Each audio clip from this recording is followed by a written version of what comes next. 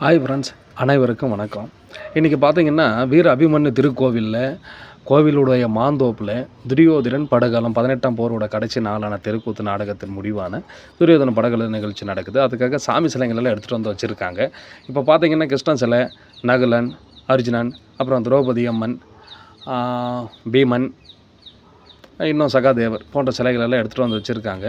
அப்புறம் இந்த நிகழ்ச்சியை கண்டு களிக்கிறதுக்காக குறிப்பாக 18ஆம் போரோட மகாபாரத்தோட கடைசி நிகழ்வான துரியோதனன் படகள நிகழ்ச்சியை கண்டு களிக்கிறதுக்காக சிறியவர்கள் முதல் பெரியவர்கள் வரை, குழந்தைங்க, பெரியவங்க, வயசானவங்க எல்லோரும் வந்து மாந்தோப்பில் இப்போவே இடம் பிடிச்சிருக்காங்க.